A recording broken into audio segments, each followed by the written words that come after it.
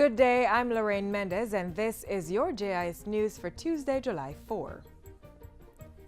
National Security Minister Robert Montague on Monday handed over 30 motor vehicles out of a batch of 200 being acquired for the Jamaica Constabulary Force. The vehicles are to be deployed across the island to increase the mobility of the force. We are looking for 200 pre-owned motor vehicles, 80 cars and 120 pickups.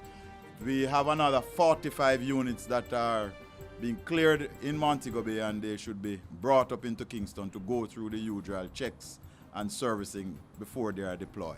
The Security Minister says the vehicles will enhance the police's capacity to cut down on the movement of guns across the island. Too much of our criminals are moving from parish to parish, division to division too freely. The increased mobility of the police will act as a force multiplier, where more and more of our police officers will be able to go further and further into the communities to increase their presence and also to dominate space, to help with vehicle checkpoints, and to begin to drive the criminal elements and to take control of our public spaces and our roadways. Prime Minister Andrew Holness is reaffirming government's commitment to providing the public infrastructure to support investments in tourism.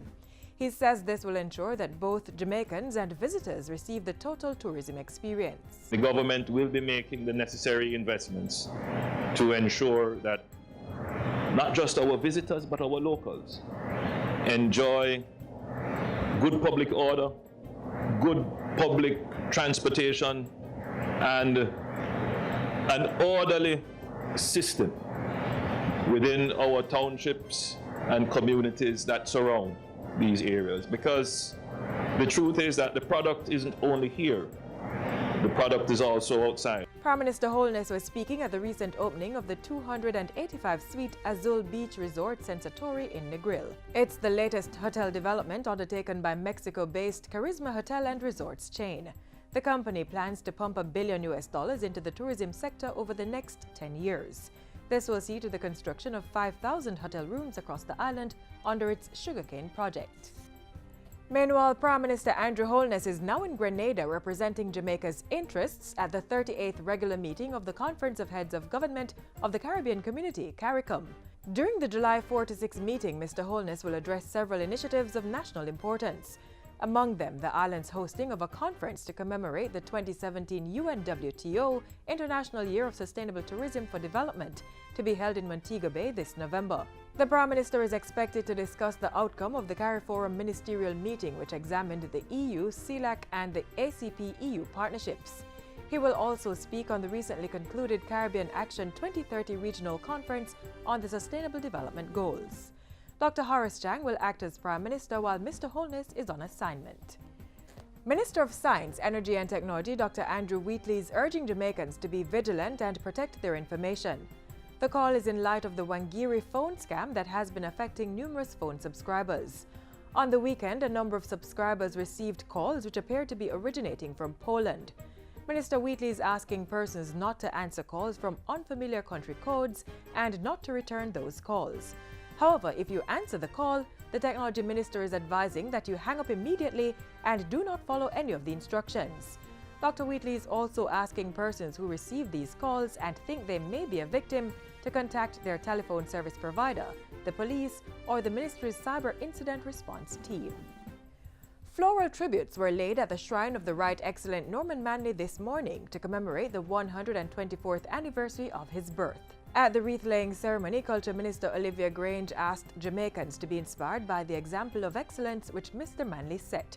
She said this was especially important as the country celebrates 55 years of self-government for which Manley and other patriots fought. Norman Manley served this country with utmost devotion and distinction and was an instrumental figure in the shaping of Jamaica.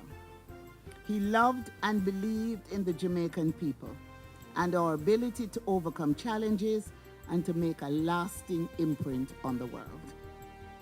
Mr. Manley believed in our ability to make a success of our country. And finally, former Government Minister Ambassador Carla Dunkley will be accorded an official funeral. The service of Thanksgiving will take place at the University Chapel on Wednesday, commencing at 10 a.m. Mr. Dunkley, who died on June 21, served Jamaica for more than 40 years in various posts. He was a former ambassador to Cuba and a special envoy to CARICOM and the Association of Caribbean States. He held cabinet positions, was deputy president of the Senate, and former president of the National Workers' Union.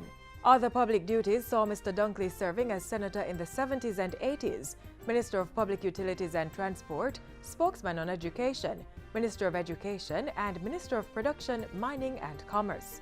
The late Carla Dunkley also served as island supervisor of the NWU in 1972 and later as president of the union in 1977. And that's it for JIS News Today. I'm Lorraine Mendez. Thanks for watching.